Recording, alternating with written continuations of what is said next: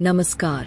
स्वागत है आपका वैराग्य ज्ञान में। आज हम आपको लेकर चल रहे हैं उस रहस्यमयी दुनिया में जहां मंत्रों की असीम शक्ति और तंत्र के गूढ़ रहस्यों का संगम होता है। यह है मंत्र रहस्य का तीसरा और अंतिम भाग। डॉ. नारायण दत्त श्रीमाली जी के अद्भुत ज्ञान का वो अध्याय जो अब तक अनकहा था। आज हम उस अंतिम पर्दे को हटाने जा रहे हैं जहां तंत्र और मंत्र की शक्तियों का सबसे बड़ा रहस्य छिपा है। तैयार हो जाइए, क्योंकि यह सफर आपको ऐसी प्राचीन शक्तियों और सिद्धांतों से रूबरू कराने वाला है जो युगों से हमारे बीच है, लेकिन अब उनके अर्थ सामने आने वाले हैं। तो आइए शुरू करते हैं मंत्र रहस्य का अंतिम भाग। वह प्रणिपात लंग से लेटी हुई थी। उसने निवेदन किया कि यदि मैं इस विद्या को सीखने योग्य हूं तो आप कृपया इसका ज्ञान मुझे दें। यह मेरे जीवन की सर्वोच्च अभिलाषा है, और आपने 1 वर्ष पूर्व कामाक्षा मंदिर में वायदा किया था कि यदि मैं जलगमन और वागुगमन प्रक्रिया सिद्ध कर लूंगी तो आप मुझे यह विद्या सिखा देंगे। इस 1 वर्ष में मैंने साधना क्षेत्र में कितनी कठिनाइयां झेली है, यह मैं ही जानती हूँ, परंतु यह मेरा दृढ़ निश्चय था कि दोनों साधनाएं इसी 1 वर्ष में सिद्ध करनी है, और आज मैं आपके सामने हूँ। आप स्वयं मेरी परीक्षा ले सकते हैं कि मैंने इन दोनों साधनाओं को पूर्णता के साथ सिद्ध किया है या नहीं। श्रीमाली जी ने बताया कि इस प्रकार का दंभ साधक के लिए उचित नहीं है। यद्यपि तुमने जो रास्ता चुना था उसके द्वारा तो यह साधना नहीं सीख सकती थी, पर मेरी तरफ इशारा करके उन्होंने कहा कि इसने तेरी सिफारिश की है, आठ मैं तुझे इस विद्या को सिखा दूंगा। दूसरे दिन प्रातःकाल जब मेरी आँख खुली तो पत्थर की शिला पर मेरे लिए संदेश था कि इसी स्थान पर 3 दिन रहूं या धुंधुआ ग्राम में जाकर विश्राम करूं। 3 दिन बाद मिलना संभव हो सकेगा। संदेश के अलावा वहां पर कोई नहीं था। श्रीमाली जी, अघोरी और भैरवी वहां से रात्रि को ही जा चुके थे।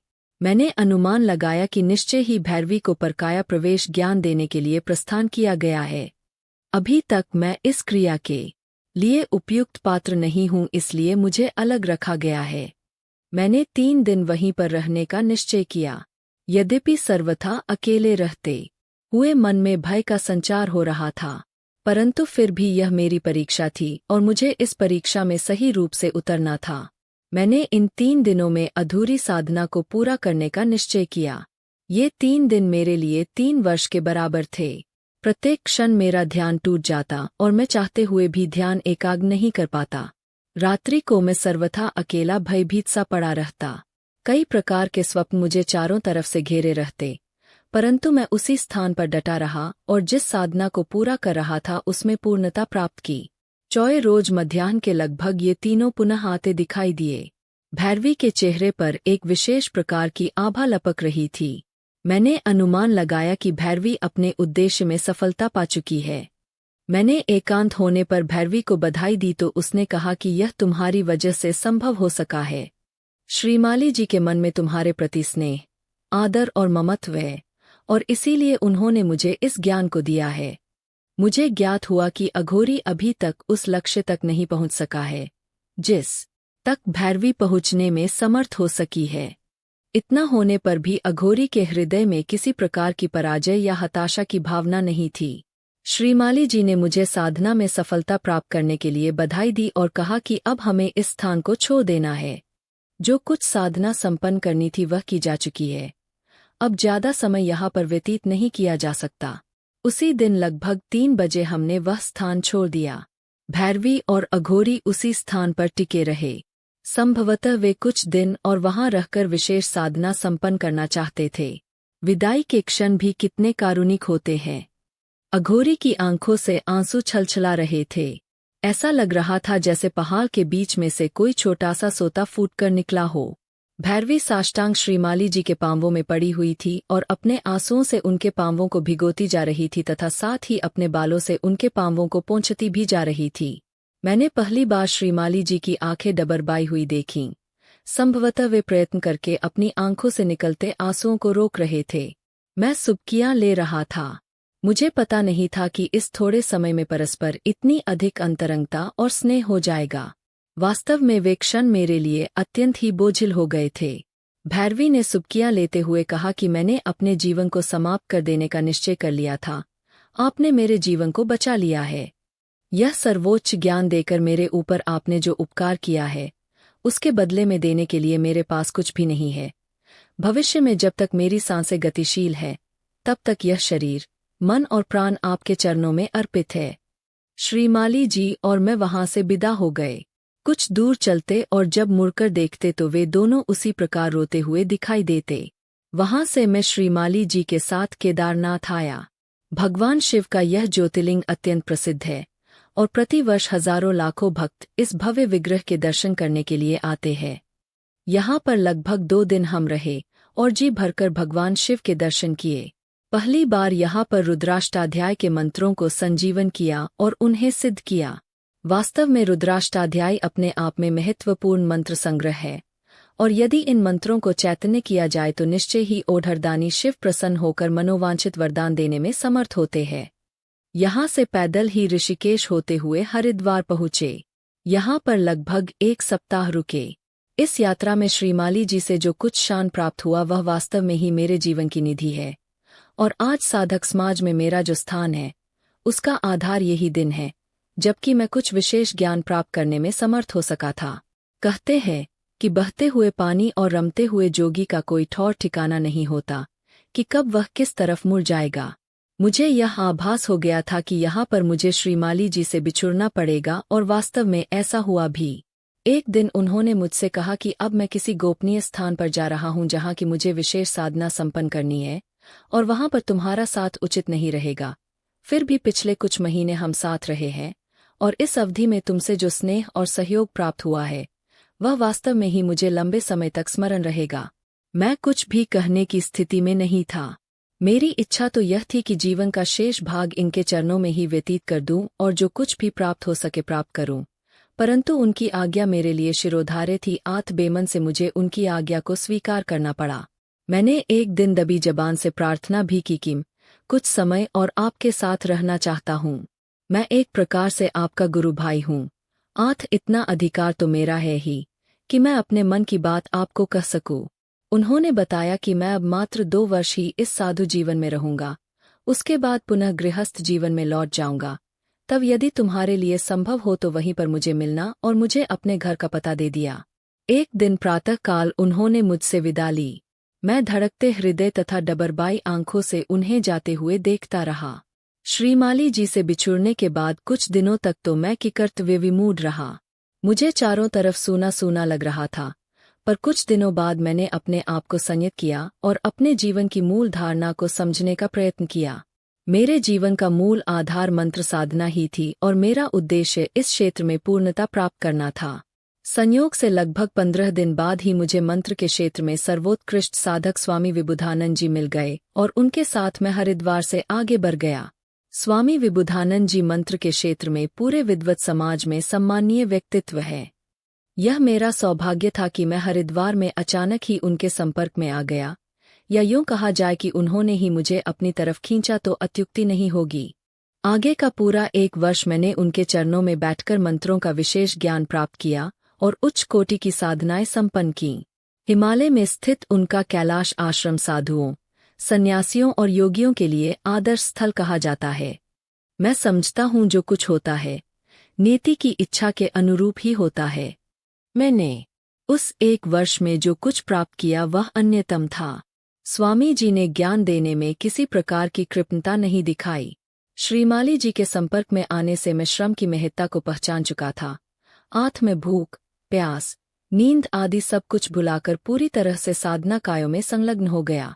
यह मेरा सौभाग्य था कि योगी समाज विशेषकर मंत्र विद्वत परिषद ने मुझे अध्यक्ष बनाया और मेरे कार्यों को सम्मान दिया। ये पंक्तियां मैं दंभ या अहं के वशीभूत होकर नहीं लिख रहा हूँ, अपितु मेरे जीवन निर्माण में जिन लोगों का योगदान रहा है उन्हें श्रद्धा से स्मरण कर रहा हूँ। स्वामी जी ने अपना अंत समय निकट समझकर मुझे अपना उत्तराधिकारी बनाया और विद्वत परिषद से इसकी पुष्टि कराकर अपने शरीर को शांत कर लिया। उनका शरीर शांत होने से एक बार पुनः अनाथ हो गया। मुझे फिर ऐसा लगा जैसे चारों ओर सूना सूना सा हो, परंतु अब मेरे ऊपर कैलाश आश्रम का भार था और मुझे उसी क्षमता के साथ उसे संचालित रखना था। लगभग 3 या 4 वर्ष बाद मुझे साधना के द्वारा ज्ञात हुआ कि मुझे श्रीमाली जी बुला रहे हैं। मैं बिना कुछ भी विलंब किए उनके निवास स्थान जोधपुर पहुंच गया। अब तक वे साधु जीवन छोड़ चुके थे और पुनः गृहस्थ जीवन प्राप्त कर लिया था। साधु जीवन में आने से पूर्व वे गृहस्थ थे और इस अंतराल के बाद एक बार वे गृहस्थ बन गए थे। मैं लगभग 15 दिन तक उनके साथ रहा, परंतु मुझे ऐसा लगा कि वे गृहस्थ होते हुए भी पूर्णतः वीतरागी है। बातचीत से मुझे ज्ञात हुआ कि उनके गुरु परमहंस स्वामी सच्चिदानंद जी ने आज्ञा दी थी कि पुनः गृहस्थ जीवन भोगा जाए और इस जीवन में रहकर जो कुछ भी ज्ञान प्राप्त किया है उसे समाज को बांटा जाए। स्वामी जी की यह मान्यता है कि जब तक यह ज्ञान समाज को संपन्न नहीं होगा तब तक ऐसा ज्ञान योगियों या साधुओं के पास ही रहेगा। आवश्यकता इस बात की है कि इस ज्ञान को पुनः समाज में वितरित किया जाए और ऐसे युवकों का चयन किया जाए जो वास्तव में ही इस क्षेत्र में रुचि लेने वाले हों। मुझे यह भी ज्ञात हुआ कि उन्हें एक निश्चित अवधि दी गई और बताया गया है कि तुम्हें इतने वर्ष ही गृहस्थ जीवन भोगना है। इसके बाद पुनः हमेशा हमेशा के लिए साधु जीवन स्वीकार कर लेना है और आगे का पूरा जीवन हिमालय के मुदूर अंचलों में ही व्यतीत करना है। स्वामी जी की आज्ञा थी कि पुस्तकों के माध्यम से ही इस ज्ञान को समाज में वितरित किया जा सकता है। समाज अभी उस स्तर पर नहीं है कि वह साधना के उच्च ज्ञान को समझ सके। उन्हें सामान्य ज्ञान देने की जरूरत है जिससे उनकी इसके प्रति रुचि जागृत हो और इस क्षेत्र को समझें। साथ ही साथ ज्योतिष, कर्मकांड, तंत्र, मंत्र, आयुर्वेद आदि ज्ञान से संबंधित अल्पमोली पुस्तकें लिखी जाएं जिनके माध्यम से समाज इस प्रकार के ज्ञान से परिचित हो सके। बातचीत के दौरान श्री माली जी ने कहा कि मेरी इच्छा है कि मैं इस प्रकार के ज्ञान से संबंधित ग्रंथ लिखूं, परंतु मेरे जीवन की सार्थकता तो तभी मानी जाएगी जबकि कुछ सजीव ग्रंथों की रचना कर सकूं। सजीव ग्रंथों से उनका तात्पर्य कुछ ऐसे शिष्य तैयार करना है जो कि इस क्षेत्र में रुचि लेने वाले हों। श्री माली जी चाहते हैं कि पूरी तरह से वे अपने ज्ञान को अपने शिष्यों में वितरित कर दें। यदि वे अपने जीवन में 10-15 पूर्ण शिष्य तैयार कर सके तो यह देश और समाज के लिए बहुत बड़ा योगदान होगा। उन्हीं दिनों मैंने श्री माली जी से निवेदन किया था कि वे मंत्र शास्त्र से संबंधित कोई ऐसा ग्रंथ लिखे जिसमें सैद्धांतिक पक्ष का पूर्ण रूप से विवेचन हो, क्योंकि इस प्रकार के ग्रंथ का सर्वथा अभाव है और इस संबंध में जो कुछ भी थोड़े बहुत ग्रंथ दिखाई देते हैं वे प्रामाणिक नहीं है। उन्होंने मेरे कथन को स्वीकृति दी, परंतु मैं समझ रहा था कि उनका जीवन जरूरत से ज्यादा व्यस्त है। वे मेरे अनुरोध की कितनी रक्षा कर सकेंगे। मैं लगभग 15 दिन रहा और इन 15 दिनों में उनके द्वारा जो स्नेह मिला वह वास्तव में ही मेरे लिए अन्यतम है। इसके बाद पुनः दूसरी बार जोधपुर जाने का अवसर मुझे 6 वर्ष बाद मिला। इन 6 वर्षों में बहुत कुछ परिवर्तन हो चुका था। श्री माली जी एक पूर्ण गृहस्थ के रूप में दिखाई दे रहे थे। यद्यपि इससे पूर्व वे पति पत्नी दोनों कैलाश आश्रम आ चुके थे और वहां 1 सप्ताह तक मेरा आतिथ्य स्वीकार कर चुके थे। धीरे धीरे अंत रंगता बढ़ती जा रही थी, परंतु इस बार जब मैं 6 वर्षों के बाद वहां आया तो मैंने यहाँ पर एक बिल्कुल नवीन रूप देखा। उनके जीवन का आधार मंत्र साधना ही थी और आगे का पूरा जीवन इसी क्षेत्र में व्यतीत करने का निश्चय किया हुआ था। मैंने यहाँ देखा कि वे मंत्रों के वास्तविक स्वरूप को स्पष्ट रखने के लिए पूर्ण प्रयत्नशील हैं। वेदोक्त मंत्रों का मूल आधार ध्वनि है और साथ ही साथ कर्मकांड में इनका गहरा संबंध होता है। इन दिनों उन्होंने यज्ञ पर विशेष शोध की थी और उन्होंने इस मान्यता की पुष्टि की है कि यज्ञ हमारे सामाजिक जीवन का मुख्य आधार होना चाहिए। उन्होंने स्पष्ट किया कि मंत्रों का विशेष लाभ यज्ञों के माध्यम से ही लिया जा सकता है। यह बात अलग है कि यह पद्धति जितनी आसान और सुगम दिखाई देती है उतनी आसान नहीं है, परंतु फिर भी इस पद्धति का जिस प्रकार से और जितना विकास होना चाहिए भारतवर्ष में उतना विकास नहीं हो पाया है और वे इस कार्य के लिए बराबर प्रयत्नशील थे। कर्मकांड या यज्ञ पद्धति एक स्वतंत्र और पूर्ण विज्ञान है। भारतवर्ष में यह विज्ञान बहुत ऊंचे स्तर पर विकसित हो चुका है, परंतु अब धीरे धीरे इसमें ह्रास आने लग गया है, क्योंकि नई पीढ़ी इस प्रकार के कार्यों को ढोंग, ढकोसला, अंधविश्वास और पाखंड समझने लगी है, जबकि ये सारे वक्तव्य उनकी हीन मनोवृत्ति और क्षीण बुद्धि के परिचायक है। जैसा कि मैंने बताया, कर्मकांड एक स्वतंत्र विद्या है जिसका सीधा संबंध वेदोक्त मंत्रों से है, परंतु इसमें जरूरत से ज्यादा जटिलता है और जब तक उन जटिलताओं को और रहस्यों को नहीं समझा जाएगा तब तक इस प्रकार के कार्यों में पूर्णता आना संभव नहीं है। इसमें छोटी से छोटी बात का निश्चित प्रमाण है, प्रत्येक बात का पूरा पूरा ध्यान रखा जाता है। यज्ञ की जो वेदी बनती है उसके कितने खंड होने चाहिए, प्रत्येक खंड कितना चौड़ा होना चाहिए, उस वेदी के लिए किस प्रकार की मिट्टी का उपयोग किया जाना चाहिए, वेदी के सबसे ऊपर का आधार कितना लंबा चौड़ा होना चाहिए तथा वह आधार कूर्म पृष्ठीय हो या समतल हो, यज्ञ की वेदी का मुंड किस तरफ होना चाहिए, उस पर जो अग्नि प्रज्वलित की जाए उसका क्या नाम है, किस प्रकार से उसका आह्वान किया जाना चाहिए, इसके लिए किस प्रकार के मंत्रों का विधान है, यज्ञ में कौन कौन सी सामग्री का उपयोग होना चाहिए, किस कार्य के लिए किस प्रकार का यज्ञ हो, प्रत्येक कार्य के लिए अलग अलग हवन सामग्री का परिमाण शास्त्रों में निर्देशित है, कितने तिल, जौ आदि का योग होना चाहिए, इस प्रकार की सैकड़ों जटिलताएं हैं, और जब तक इन सारी जटिलताओं का ज्ञान नहीं होता तब तक यज्ञ में पूर्णता और सफलता प्राप्त नहीं हो पाती। मुझे आश्चर्य है कि कर्मकांड के क्षेत्र में भी श्री माली जी सिद्धेहस्थ है, और इस क्षेत्र में उनके कार्य या उनकी मान्यता को पंडित समाज प्रामाणिकता देता है। जब भी इस प्रकार की कोई गुत्थी उलझ जाती है तब श्रीमाली जी से ही संपर्क स्थापित किया जाता है, और वे जो आधार या मान्यता प्रदान करते हैं वह विद्वत समाज में प्रामाणिक माना जाता है। इस बार मुझे लगभग 1 महीने तक उनके साथ रहने का अवसर मिला और मैंने देखा कि उन्होंने इस क्षेत्र में जितना और जो कुछ कार्य किया है वह अपने आप में आश्चर्यजनक है। इस 1 महीने में संयोगवश मुझे 2-3 विशेष यज्ञों में भाग लेना पड़ा जो कि श्रीमाली जी द्वारा संचालित थे। मैंने देखा कि वे यज्ञों के प्रति पूर्ण समर्पित भाव से कार्य कर रहे हैं। यज्ञ प्रारंभ करने से पूर्व छोटी से छोटी बात का भी वे ध्यान रखते हैं, और प्रत्येक कार्य के पीछे शास्त्रोक्त आधार होता है। मुझे विजय यज्ञ में भाग लेने का अवसर मिला, जिसमें मुझे कुछ नवीन अनुभूतियां हुई। यह यज्ञ एक विशेष कार्य के लिए संपन्न किया जा रहा था। एक सज्जन चुनाव में पूर्ण सफलता प्राप्त करना चाहते थे, और इसके लिए वे मन में सशंकित थे कि यदि चुनाव में पूर्ण सफलता प्राप्त न कर सका तो प्रतिष्ठा में बहुत बड़ा आघात लगेगा। फलस्वरूप उन्होंने पंडित जी के निर्देशन में विजय यज्ञ संपन्न करवा करके ही चुनाव में भाग लेने का निश्चय किया। इस यज्ञ में सी पंडितों की आवश्यकता थी। श्रीमाली जी चाहते थे कि पूर्ण शुद्ध उच्चारण वाले पंडितों को ही इस यज्ञ में भाग लेने दिया जाए। उन्होंने यज्ञ से पूर्व उन पंडितों की परीक्षा लेने का निश्चय किया। इसका तात्पर्य केवल मात्र यही था कि शुद्ध उच्चारण वाले पंडित ही भाग लें, जिससे कि कार्य में निश्चित सफलता प्राप्त हो सके। इसके लिए केवल मात्र उतना ही विधान रखा गया कि प्रत्येक पंडित से 1 या 2 मंत्रों का उच्चारण करने के लिए कहा जाता, और इसी से यह निर्णय हो जाता कि उनका उच्चारण कितना प्रामाणिक है। इसमें मुझे भी भाग लेने का अवसर मिला। इस प्रतियोगिता में लगभग 3000 पंडितों ने भाग लिया, क्योंकि श्रीमाली जी ने यह घोषणा कर दी थी कि इस यज्ञ में जो पंडित भाग ले सकेंगे उन्हें सामान्य नियम से 5 गुनी ज्यादा दक्षिणा दी जाएगी, और उन्हें अन्य कई सुविधाएं भी प्राप्त हो सकेंगी। इस स्वार्थ से प्रेरित होकर के भी कई पंडितों ने भाग लिया।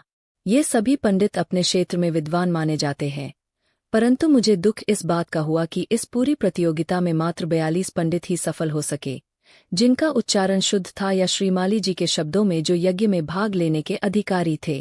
3000 पंडितों में मात्र 42 पंडितों का ही चयन होना हमारी वर्तमान व्यवस्था पर कितना बड़ा आघात है।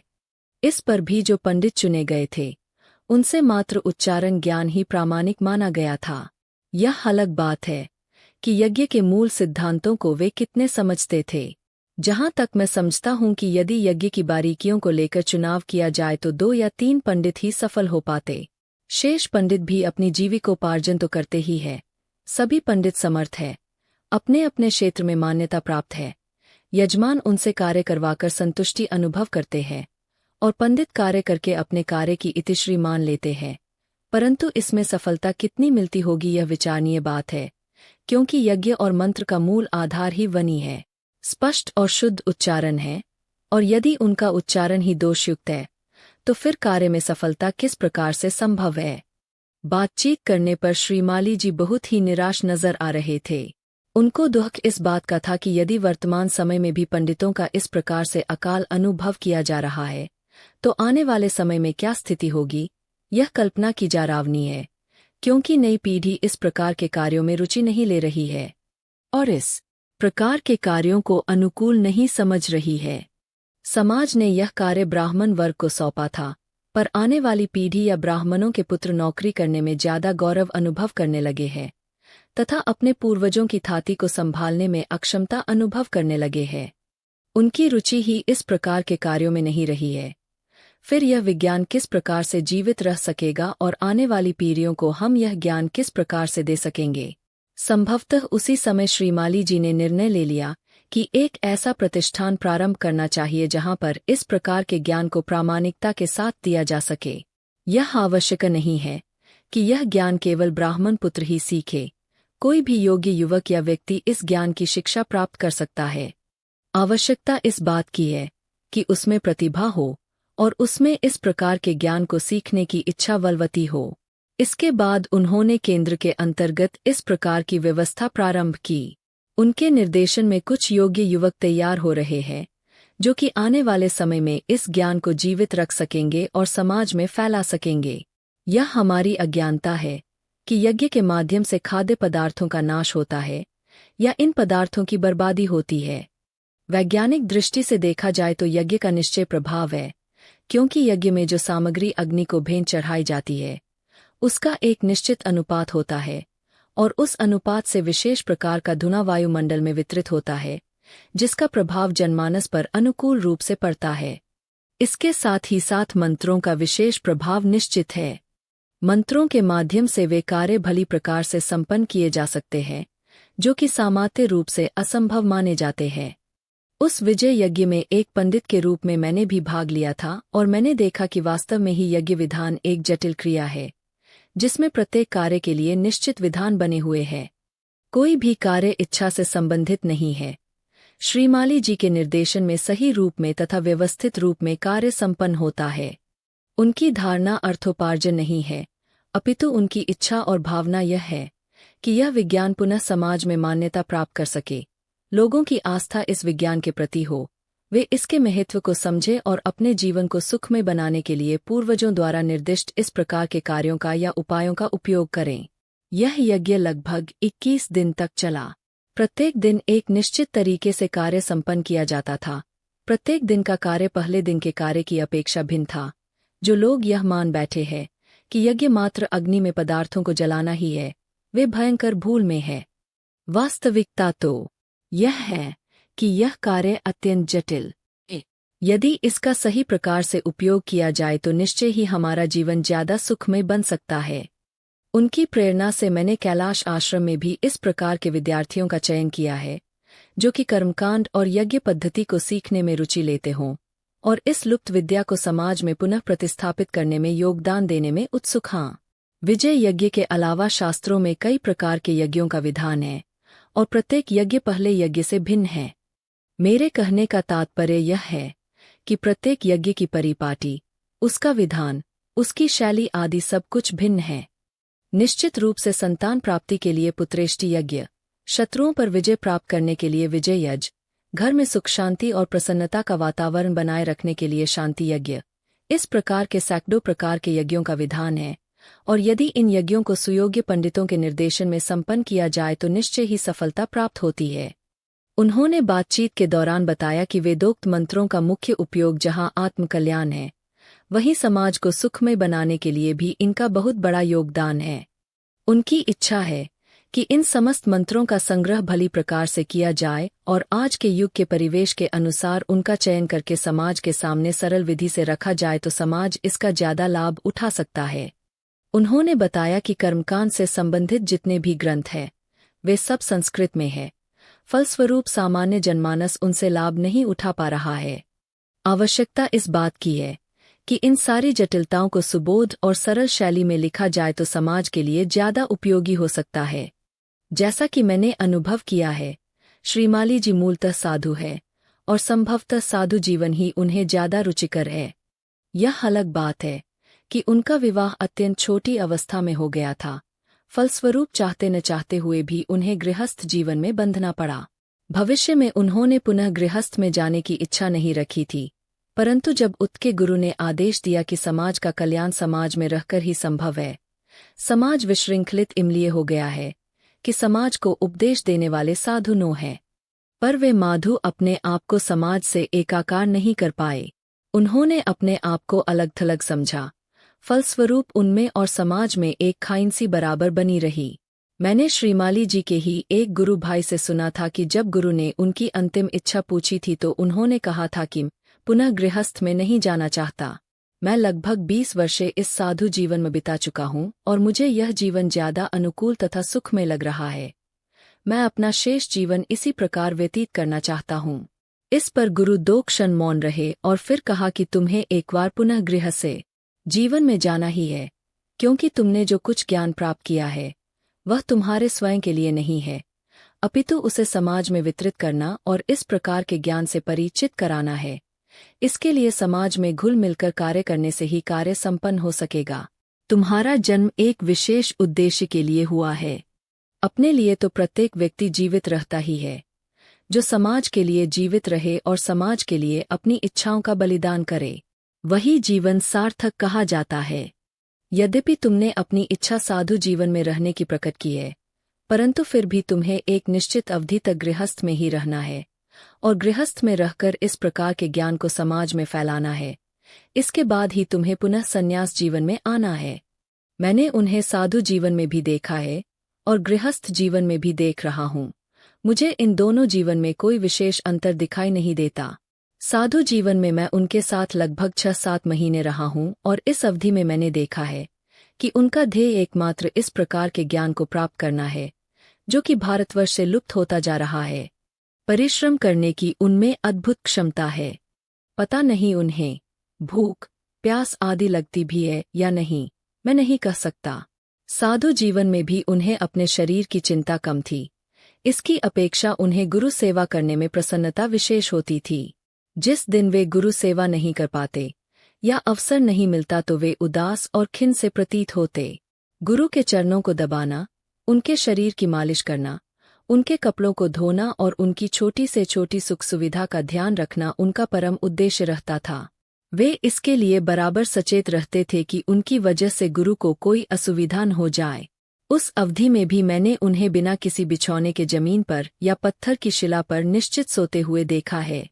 सोते समय किसी प्रकार की असुविधा उन्होंने अनुभव नहीं की।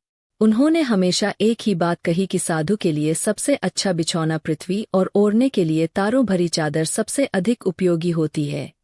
आज जब मैं उन्हें गृहस्थ जीवन में देखता हूँ तब भी उनका स्वभाव उतना ही निर्मल और निष्कपट है। गृहस्थ जीवन में भी वे अपनी सुख सुविधा का कम ध्यान रखते हैं, अपितु इस बात के लिए ज्यादा सचेत रहते हैं कि उनकी वजह से किसी को कष्ट न हो या कोई असुविधा अनुभव न करे। आज वे पूर्ण और सक्षम गृहस्थ हैं। उनके पास सभी प्रकार की भौतिक सुविधाएं हैं, परंतु फिर भी वे इन भौतिक सुविधाओं के बीच भी अपने आप को निर्लिप्त बनाए रखते हैं। मखमल के बिछौने पर भी उन्हें वैसी ही नींद आती है जैसे कि साधु जीवन में पत्थर की शिला पर आती थी। पिछली बार जब वे कैलाश आश्रम में आए तो मैंने उनके सोने के लिए कोमल शैया की व्यवस्था की, तो उन्होंने कहा कि इस प्रकार तो काफी सो चुका हूँ, अब मैं पुनः पृथ्वी और पत्थर पर ही सोना चाहता हूँ। आठ मेरे बहुत आग्रह के बावजूद भी उतनी ही निश्चिंतता के साथ एक पत्थर की शिला पर सो गए थे। उनके जीवन का एकमात्र उद्देश्य यही है कि भारतवर्ष की इन प्राचीन विद्याओं को सही ढंग से समाज में स्थापित किया जाए और इस प्रकार के युवकों की खोज की जाए जो कि ये विद्याएं सीख सके और आगे के जीवन में उन्हें गतिशील बनाए रख सकें। इसके लिए उन्होंने भारतीय ज्योतिष अध्ययन अनुसंधान केंद्र की भी स्थापना की है, जिसके माध्यम से उन्होंने इस प्रकार के ज्ञान को समाज में और देश में वितरित करने का निश्चय किया है। इसके माध्यम से कई प्रकार के कार्य संपन्न होते हैं। इस संस्था का ध्येय यही है कि समाज इस प्रकार के ज्ञान से परिचित हो सके और उन्हें विश्वास आ सके कि ये समस्त विद्याएं और विज्ञान अपने आप में पूर्णतः प्रामाणिक तथा सही है। मुख्य रूप से निम्न विभाग इसके द्वारा संचालित है। 1. ज्योतिष विभाग। इसमें पूर्ण वैज्ञानिक पद्धांत से जन्मपत्री की रचना और भविष्यफल स्पष्ट किया जाता है। जन्मपत्री या हाथ की रेखाओं के माध्यम से पूरे जीवन का भविष्यफल स्पष्ट करके भेजने की व्यवस्था की गई है। ये हाथ के चित्र स्याही से या फोटोग्राफ से तैयार कर भेजे जा सकते हैं। 2. प्रकाशन विभाग। यह एक महत्वपूर्ण विभाग है। इसके माध्यम से पुस्तकों का प्रकाशन मुख्य रूप से होता है। आवश्यकता इस बात की है कि इस प्रकार के ज्ञान की सही पुस्तकों का लेखन हो और उन्हें विधिवत रूप से प्रकाशित किया जाए। अभी तक श्रीमाली जी ने छोटी पुस्तकों का लेखन इसलिए किया है जिससे कि सामान्य व्यक्ति इस प्रकार की पुस्तकों को खरीद कर लाभ उठा सके। अधिकतर पुस्तकें दूसरे प्रकाशनों से प्रकाशित हुई है। उनका विचार केंद्र के निर्देशन में भी बड़े ग्रंथ प्रकाशित करना है। 3. अध्ययन विभाग। इसके माध्यम से ऐसे युवकों को तैयार करना है जो कि भारतवर्ष की इन प्राचीन विद्याओं में रुचि लेने वाले हों और वे व्यावहारिक रूप में उन विद्याओं को सीख सकें। उन्होंने प्रयत्न इस बात का किया है कि इस प्रकार के विद्यार्थियों से किसी प्रकार का कोई शुल्क नहीं लिया जाए, अपितु यथासंभव उन्हें सहायता दी जाए जिससे कि वे इस क्षेत्र में सफलता प्राप्त कर सकें।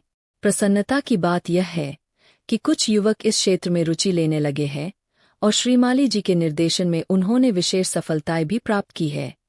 साधना क्षेत्र में उन्होंने जो कुछ प्राप्त किया है उससे ऐसी आशा होने लगी है कि निकट भविष्य में यह विज्ञान पुनः समाज में प्रचलित हो सकेगा और समाज इसकी उपयोगिता को समझ सकेगा।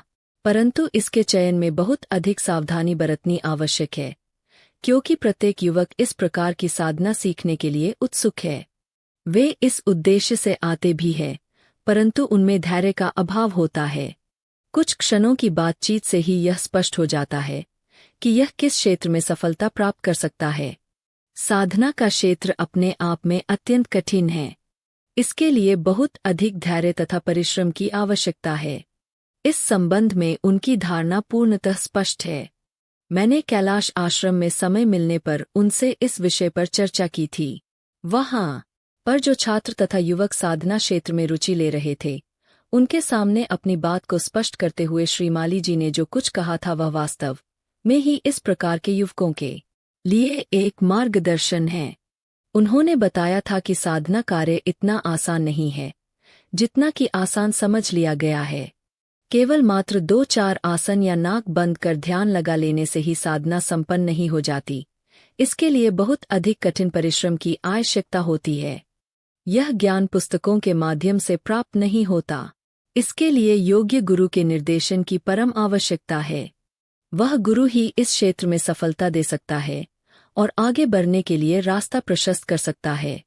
गुरु और शिष्य का संबंध संसार का सबसे पवित्र और मधुर संबंध है। इसम दोनों ही एक दूसरे के प्रति त्याग की भावना रखते हैं। जब तक मन में स्वार्थ होता है तब तक न तो गुरु अपने शिष्य को कुछ दे सकता है और न शिष्य ही गुरु से कुछ प्राप्त कर सकता है, क्योंकि जब तक मन में स्वार्थ की भावना होगी तब तक एक दूसरे के हृदय परस्पर जुड़ नहीं पाएंगे और जब तक ऐसा नहीं होता ज्ञान की प्राप्ति संभव ही नहीं है। गुरु ज्ञान देकर शिष्य की सेवा करता है, उसके बदले में वह पूर्ण आस्था और विश्वास चाहता है। बिना आस्था और विश्वास के साधना क्षेत्र में सफलता मिलना संभव नहीं होता, क्योंकि इसके मूल में यह विश्वास काम करता है कि मैं जो कुछ दे रहा हूं इसके प्रति उसकी आस्था है और इस आस्था को यह आगे के जीवन में बराबर बनाए रख सकेगा। इसके लिए योग्य पात्र का चुनाव अत्यंत आवश्यक है, क्योंकि कमजोर या दुर्बल चित्त वाला शिष्य जहां स्वयं का अहित करता है वहीं दूसरी ओर गुरु की प्रतिष्ठा को भी ठेस पहुंचाता है। इसके लिए यह आवश्यक है कि गुरु किसी युवक का चुनाव करते समय अपने तरीके से उसकी परीक्षा ले। शास्त्रों में इसके लिए कई प्रकार की परीक्षाओं का विधान है।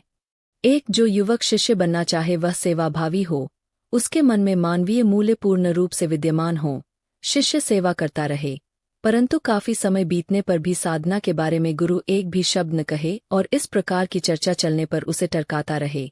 इतना होने पर भी उसकी सेवा में या भावना में किसी प्रकार की कोई न्यूनता न आवे तो यह समझ लेना चाहिए कि धैर्य का अभाव नहीं है। 2, कई बार शिष्य को ऐसा कार्य सौंप दिया जाता है जो कि सामान्यतः उसके बस की बात नहीं होती, फिर भी वह उस कार्य को भली प्रकार से संपादित कर लेता है, तो यह समझ लेना चाहिए कि गुरु के प्रति उसकी आस्था है और यह आस्था आगे के जीवन में बनी रह सकती है। 3, परिथम की भावना शिष्य का मूल गुण है। यदि वह कामचोर है या परिश्रम से मुंह चुराता है तो निश्चय ही वह आगे के जीवन में सफलता प्राप्त नहीं कर पाएगा। इस बात का ध्यान रखा जाए कि वह केवल प्रदर्शन तो नहीं कर रहा है। कई बार शिष्य गुरु के सामने तो परिश्रमी बनने का ढोंग करता है, परंतु आंव की ओट होने पर परिश्रम नहीं करता। ऐसा युवक स्वार्थी और प्रदर्शन प्रिय कहा जाएगा। साधना के क्षेत्र में वह विशेष सफलता प्राप्त नहीं कर पाएगा। 4, कई बार शिष्य जो इच्छा प्रकट करे उस कार्य को जानबूझकर नहीं करे। उदाहरण के लिए यदि शिष्य इच्छा प्रकट करे कि अमुक कार्य मेरा हो जाए तो अत्यंत अनुकूल रहेगा, पर इसकी परीक्षा के लिए उस कार्य को संपन्नता में विलंब करे और विलंब के बाद भी शिष्य के मन में किसी प्रकार का विपरीत विचार न आवे तो योग्य शिष्य समझना चाहिए। जहाँ तक शिष्य का प्रश्न है, उसमें पुरुष या स्त्री में कोई भेद नहीं होत। यह अलग बात है कि समाज को ध्यान में रखकर कार्य संपन्न किया जाना चाहिए।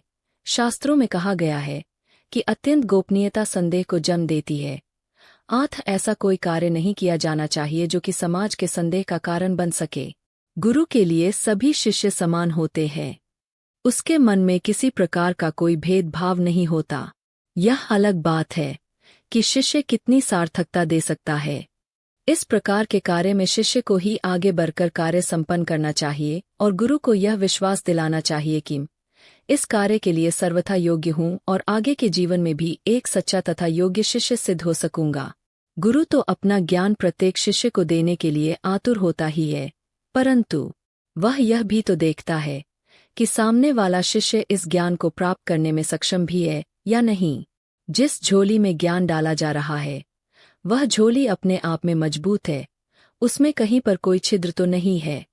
शिष्य की सबसे बड़ी विशेषता यही होती है कि गुरु के प्रति उसकी आस्था अपने आप में पूर्णतः बलवान और प्रबल हो। जीवन में एक बार ही गुरु का चयन होता है।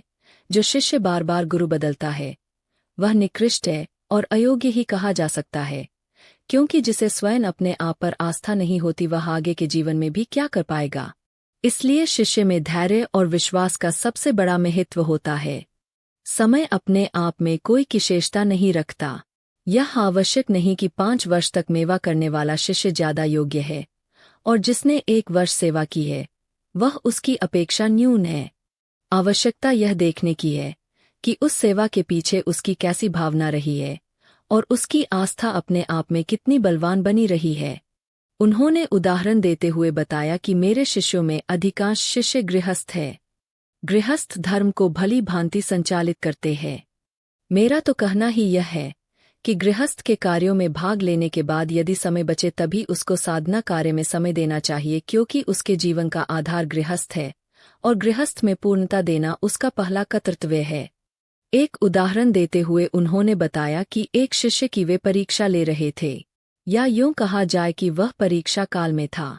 एक बार वह मिलने के लिए आया और कुछ दिनों बाद वापस जाने की जिद की। गुरुजी ने उसे बताया कि आज जाना उचित नहीं है, यदि तुम कल चले जाओ तो ज्यादा उचित रहेगा। दूसरे दिन भी रुकने के लिए कहा, परंतु नहीं माना और वह रवाना हो गया।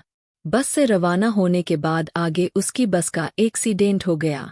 बस में बैठे हुए 22 यात्रियों में से लगभग 10 यात्री उसी स्थान पर समाप्त हो गए। वह बच गया, परंतु उसके सिर पर काफी चोट और नाक से भी खून बहने लगा। इतना होने पर भी उसके मन में गुरु के प्रति किसी प्रकार का आक्रोश नहीं था। उसकी धारणा उस समय भी यही बनी रही कि यह मेरी गलती थी, जिससे कि मना करने के बावजूद मैं रवाना हो गया। घर जाने के बाद लगभग 2 महीने तक उन्हें अस्पताल में रहना पड़ा, परंतु फिर भी गुरु के प्रति उसकी आस्था में किसी प्रकार की कोई न्यूनता नहीं आई, अपितु उनके प्रति उसकी धारणा पहले से ज्यादा दृढ़ और बलवान ही बनी रही। अस्पताल में भी गुरु उन्हें देखने के लिए एक बार भी नहीं गए। वे केवल यह देखना चाहते थे कि इतना सब कुछ होने के बावजूद भी क्या इसकी आस्था पूर्ववत बनी रहती है या उसमें कुछ न्यूनता आती है। सामान्य मानव ऐसी स्थिति में यही सोचता है कि यह गुरु कैसा है, जिसे यह भी ज्ञात नहीं हो सका कि बस में यात्रा करने पर दुर्घटना हो जाएगी और मुझे इतनी ज्यादा चोट लगेगी, या ऐसी भयंकर दुर्घटना होने पर भी गुरु एक बार भी मुझे देखने या संभालने के लिए नहीं आए हैं। उन्हें मेरी परवाह ही कहाँ है। वे तो अपने स्वार्थ में रत है और अपने स्वार्थ साधन के लिए ही गुरु बने हुए हैं। परंतु उस व्यक्ति के मन में इस प्रकार की कोई भावना पैदा नहीं हुई। वह यही सोचता रहा कि यह मेरी ही गलती है कि उनके आदेश के बिना मैं यात्रा के लिए रवाना हो गया या मैंने हट करके यात्रा प्रारंभ की। इसके अलावा संभवतः इसमें भी मेरा कोई हित ही होगा। उनकी माया को वे ही जाने। यदि हम ही उन रहस्यों को समझने लग जाए तो फिर हम शिष्य ही क्यों रहते, गुरु ही क्यों न बन जाते। आज वही शिष्य स्वामी जी का अत्यंत प्रिय शिष्य है और साधना क्षेत्र में बहुत ऊंचे स्तर पर है, जबकि अन्य शिष्य उससे पहले से गुरु के पास ज्ञान प्राप्त कर रहे हैं, पर अभी उस ऊंचाई पर नहीं पहुंच पाए हैं जिस ऊंचाई पर वह व्यक्ति पहुंच सका है। इसका मूल कारण आस्था का बलवान होना है। जिसकी आस्था जितनी ही ज्यादा बलवती होगी वह उतना ही ज्यादा सफल हो सकेगा। कुछ पाठकों को इसमें ढोंग और पाखंड की गंध आ सकती है, परंतु वास्तविकता यही है कि वह गुरु अपने शिष्य को प्रत्येक प्रकार से ठोक बजाकर देख ले कि इसमें कहीं पर कच्चापन तो नहीं है। जब गुरु अपने मन में पूरी तरह से आश्वस्त हो जाए तभी उसे साधना पथ पर अग्रसर करे, क्योंकि ऐसा ही शिष्य ऊंचे स्तर पर पहुंच होता है। गुरु के प्रति पूर्ण आस्था होती है और लिए समाज से संघर्ष करने की क्षमता होती है, आगे चलकर कमजोर ही रहेगा। सकता है जिसके मन में साहस उस आस्था को बनाए रखने के जिसमें यह क्षमता नहीं होगी वह। हमारा समाज सड़ा गला स्वार्थी और दकियानूसी है। उसका ध्येय मात्र स्वार्थ साधन ही है। जब वह किसी को किसी विशेष क्षेत्र में आगे बढ़ते देखता है तो उसे पग पग पर परेशान करने लगता है, उसके जीवन में बाधाएं पैदा करता है और उसके परिवार में असंतोष पैदा करने की कोशिश करता है। इतने विरोध और संघर्ष को सहन करने के बाद भी जो गुरु के प्रति आस्था बनाए रखता है, वास्तव में वही व्यक्ति अपने जीवन में सफलता प्राप्त कर सकता है। श्रीमाली जी में भी मैंने इसी प्रकार की आस्था के दर्शन किए हैं। गृहस्थ के कार्यों में इतने अधिक व्यस्त रहते हुए भी हर क्षण उन्हें गुरु के चरणों का ध्यान बराबर बना रहता है।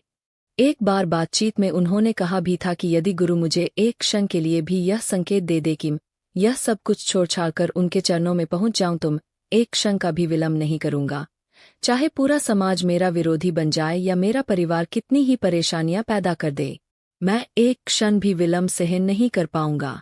मैंने उनके जीवन को जरूरत से ज्यादा व व्यस्त देखा है। अधिकांश समय साधना में या लोगों से बातचीत में व्यतीत होता है। उनक दिन का प्रातः 3 बजे उठकर अपनी दैनिक क्रिया से निवृत्त हो वे साधना में बैठ जाते हैं और प्रातः 8 बजे तक वे पूजा पाठ साधना आदि में संलग्न रहते हैं। रहस्य की बात यह है कि प्रातः 5 बजे से 7 बजे तक वे साधना में संलग्न होकर प्रत्येक शिष्य से अप्रत्यक्ष रूप से संपर्क स्थापित करते हैं। वे साधना में बैठे बैठे प्रत्येक शिष्य को देख लेते हैं कि वह क्या कर रहा है, या उसकी जीवनचर्या किस प्रकार चल रही है, या उसके परिवार में क्या कठिनाइयां हैं। उसके बाद यथासंभव वे उन कठिनाइयों को बिना उसे सूचित किए दूर करने का प्रयत्न करते रहते हैं। इस अवधि में यदि कोई शिष्य अपनी बात कहता है तो पंडित जी पूरी तरह से उस बात को सुनते हैं, क्योंकि उस समय पंडित जी सीधे जुड़े हुए रहते हैं। शिष्य की जो भी भावना या इच्छा हो वह इस समय पंडित जी को स्मरण कर व्यक्त कर देनी चाहिए, जिससे कि उस तथ्य को या उस भावना को सुन सके और उसका समाधान दे सकें। अच्छे स्तर पर पहुंचे हुए शिष्य तो श्रीमाली जी से टेलीपैथी के माध्यम से भी संपर्क स्थापित कर लेते हैं और साधना के लिए निर्देश प्राप्त कर लेते हैं, परंतु जो इस स्तर पर नहीं पहुंचे हुए होते हैं उनको भी यह ज्ञान होता है कि 5 से 7 बजे के बीच श्रीमाली जी पूरी तरह से हमारे संपर्क में होते हैं। इस समय हम जो कुछ भी कहेंगे उसे वे भली प्रकार से सुन सकेंगे और हमारी समस्याओं का समाधान कर सकेंगे। 8 बजे के बाद वे अपने कार्यालय में बैठ जाते हैं।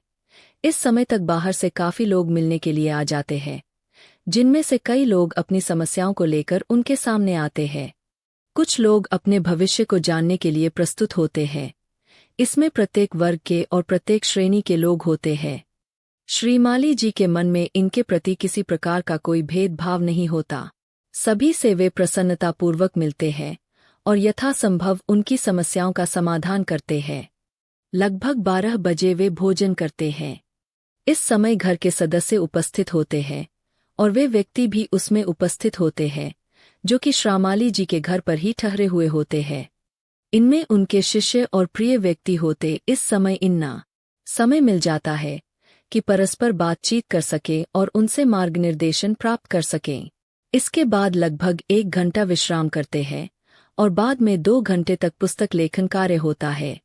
शाम को पुनः उतनी ही भीड़ इकट्ठी हो जाती है कि जो अपनी समस्याएं लेकर उपस्थित होते हैं। श्रीमाली जी को आयुर्वेद का ज्ञान होने के कारण इस प्रकार के लोगों का भी जमघट लगा रहता है, जो विभिन्न रोगों से पीड़ित होते हैं और जिनके रोगों का समाधान अन्य कहीं पर भी संभव नहीं होता। इस प्रकार के कार्यों में रात्रि के लगभग 10 बज जाते हैं, तब जाकर उन्हें कहीं विश्राम करने का अवसर मिलता है और लगभग 10:30 घर के सभी प्राणियों के साथ उनका भोजन होता है। ये क्षण वास्तव में ही आनंददायक होते हैं, जबकि मनोरंजन के साथ साथ प्रत्येक व्यक्ति की समस्या का समाधान होता है और प्रत्येक को मार्गदर्शन प्राप्त हो सकता है। इसके बाद वे शयन कक्ष में चले जाते हैं। कुछ घंटे नींद लेने के बाद वे पुनः रात्रिकालीन साधना में बैठ जाते हैं। इसके बाद पुनः उन्हें 3 बजे स्नान आदि कार्यों में लिप्त होते हुए ही देखा जाता है। यह ईश्वर ही जाने कि वे कब सोते हैं और कब उठ जाते हैं। मैंने उन्हें मंत्र और मंत्र संस्कार के लिए प्रामाणिक पुस्तक लिखने का आग्रह किया था। उन्होंने मुझे आश्वासन दिया था कि इस प्रकार की वृहद रचना अवश्य करूंगा। इस ग्रंथ का लेखन बहुत पहले से प्रारंभ हो गया था, परंतु धीरे धीरे इसमें व्यवधान आता गया। इसका मूल कारण श्रीमाली जी के पास समय की कमी थी। धीरे धीरे इस पुस्तक का लेखन होता गया।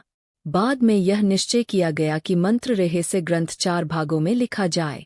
पहले भाग में मंत्रों का सैद्धांतिक पक्ष हो, क्योंकि मंत्रों के बारे में तो फिर भी थोड़ा बहुत ज्ञान लोगों को है, परंतु उसके सैद्धांतिक पक्ष के बारे में लोग सर्वथा अनभिज्ञ हैं। इस बात की आवश्यकता है कि मंत्र के बारे में सूक्ष्म ज्ञान दिया जाए, जिससे कि साधक मंत्र साधना में सफलता प्राप्त कर सके। शेष 3 भागों में उन अज्ञात और लुप्त मंत्रों का प्रकाशन किया जाए जो कि अभी तक कहीं पर प्राप्त नहीं है और जो गुरु के पास ही मौलिक रूप से बने रहे या जो मंत्र हस्तलिखित पुस्तकों में ही प्राप्य है। पहला भाग शीघ्र ही प्रकाशित हो रहा है और शेष 3 भाग भी एक साथ प्रकाशित करने की योजना है, जिसमें मंत्र और उसके सूक्ष्म तथ्यों का विवेचन होगा। ये तीनों ग्रंथ भी अत्यंत ही महत्वपूर्ण कहे जा सकते हैं।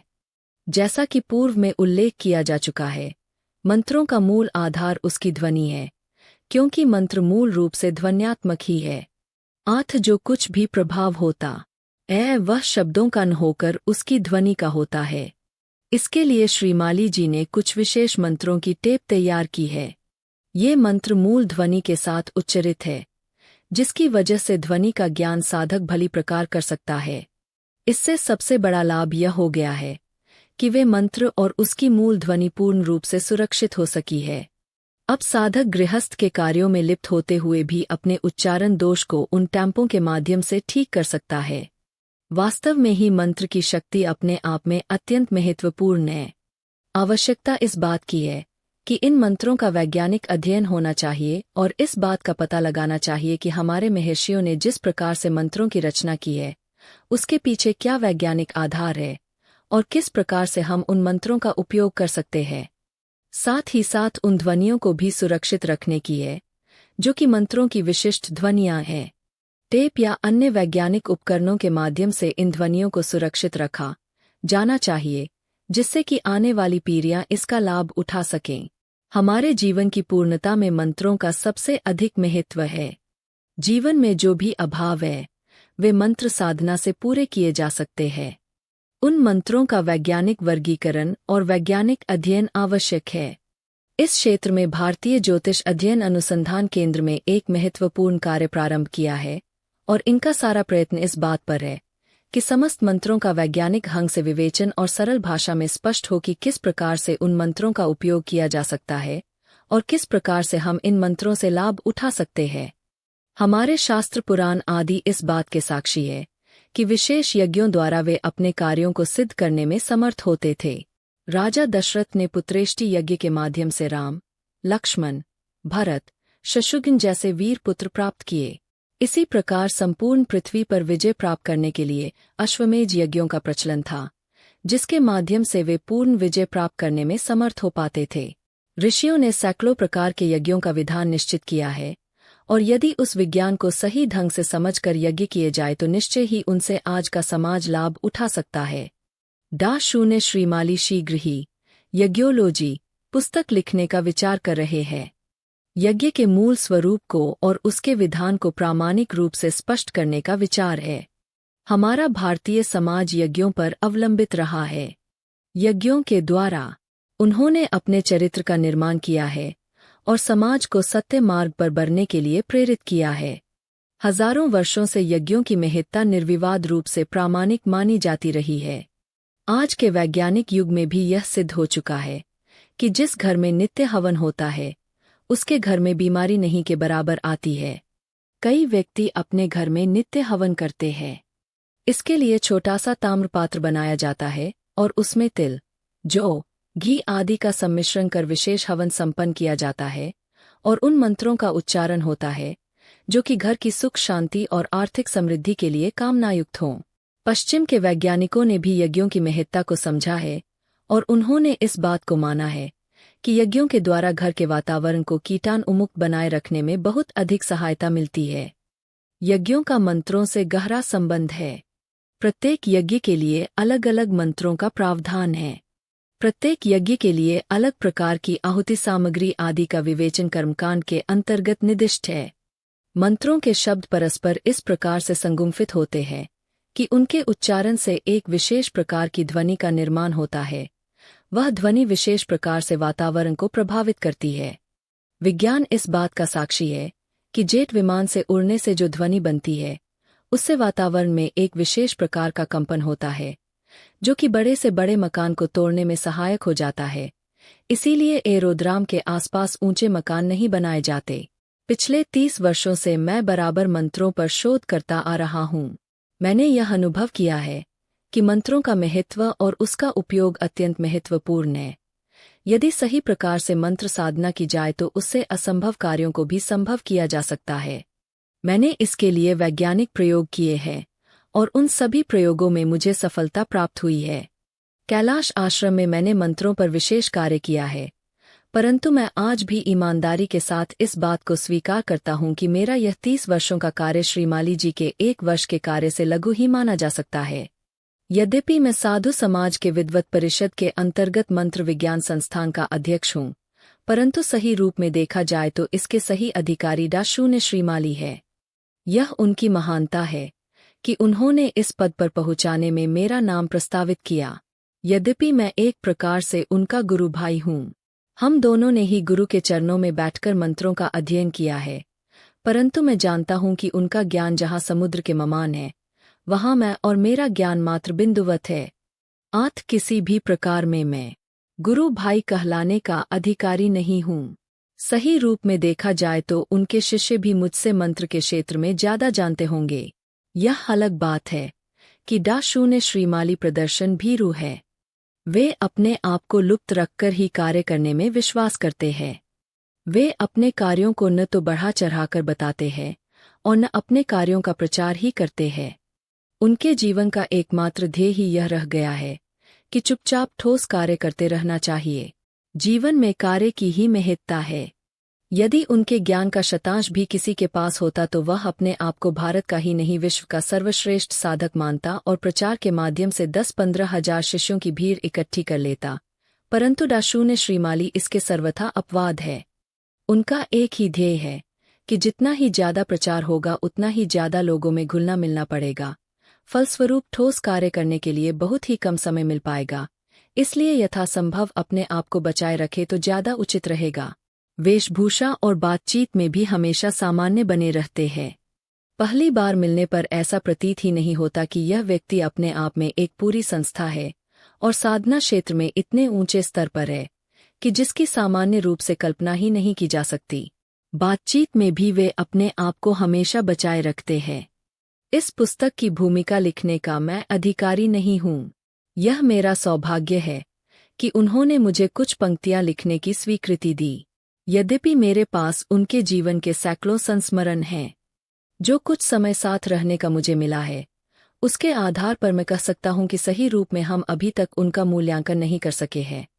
आने वाला समय ही इस बात का साक्षी होगा कि उन्होंने इस थोड़े से समय में हमारी पीढ़ी को जो कुछ दिया है वह अपने आप में अवर्णनीय है। भारत की इन शाश्वत गोपनीय और प्राचीन विद्याओं को जिस कठिनाई के साथ उन्होंने प्राप्त किया है वह अपने आप में कल्पनीय है। जीवन का बहुमूल्य समय उन्होंने अभावों, कष्टों और बाधाओं के साथ व्यतीत किया है। जिस जीवन में आराम लेना चाहिए वह जीवन उन्होंने जंगलों में व्यतीत किया है, साधु सन्यासियों के साथ बिताया है और उनसे बूंद बूंद करके जो ज्ञान प्राप्त किया है उसे समुद्र के समान संजोकर हमारे सामने प्रस्तुत किया है। आज भी उनका प्रत्येक क्षण समाज के कल्याण के लिए व्यतीत हो रहा है। हकीकत में देखा जाए तो उनका व्यक्तिगत समय या व्यक्तिगत क्षण रहे ही नहीं है। उनका तो पूरा जीवन और जीवन के प्रत्येक सांस समाज के लिए समर्पित है। उन्होंने अपने जीवन का मूल ध्येय ही समाज में इन विद्याओं को स्थापित करने में लगा दिया है। आज तो वे हमारे बीच है, परंतु पूर्व योजनानुसार जब वे संन्यास ग्रहण कर लेंगे तब उनसे मिलना ही हमारे लिए दुर्लभ हो जाएगा। उस समय हम उनकी महत्ता को समझ सकेंगे, तभी उनके कार्यों का आकलन हो सकेगा और तभी हम अनुभव कर सकेंगे कि इस व्यक्तित्व की उपस्थिति हमारे लिए कितनी अधिक उपयोगी है। किस प्रकार से हम इस व्यक्तित्व के संपर्क में आकर अपने जीवन को ऊंचा उठा सकते हैं। मैं इस विराट व्यक्तित्व के सामने नतमस्तक हूँ। इन पंक्तियों के माध्यम से मैंने जो कुछ भावनाएं व्यक्त की है, वे उन भावनाओं की शतांश भी नहीं है जो कि मेरे मन में है। आने वाला समय और भावी युग इस व्यक्तित्व का सही मूल्यांकन कर सकेगा, तभी हमारी पीढ़ी यह गौरव अनुभव कर सकेगी कि हमारे बीच एक ऐसा व्यक्तित्व भी बना रहा है जिसने भारत की प्राचीन विद्याओं को नवीन परिवेश में सबके सामने रखकर विश्व में भारत का मस्तक ऊंचा कर हमारी पीढ़ी को गौरवान्वित किया है। यह अंत नहीं, बल्कि एक नई यात्रा की शुरुआत थी, एक यात्रा जो साधक को अनंत शक्तियों और रहस्यों की ओर ले जाने वाली थी। तंत्र और मंत्र का यह अद्भुत सफर यही खत्म होता है, परंतु इसके साथ ही खुलते हैं अनगिनत नए द्वार। तो नारायण दत्त श्रीमाली जी के मंत्र रहस्य का यह अंतिम भाग था, लेकिन इसके संदेश और रहस्य सदियों तक जीवित रहेंगे। याद रखिए, ज्ञान की खोज कभी समाप्त नहीं होती, यह हमेशा जारी रहती है। अगर आपको यह वीडियो पसंद आया हो तो कृपया इसे लाइक करें, अपने दोस्तों के साथ शेयर करें और चैनल को सब्सक्राइब करना ना भूलें ताकि आप आने वाले रोमांचक और ज्ञानवर्धक वीडियो मिस न करें। नीचे कमेंट करके हमें बताएं कि यह यात्रा आपको कैसी लगी और आप आगे किस विषय पर वीडियो देखना चाहेंगे। मिलते हैं अगले वीडियो में। धन्यवाद।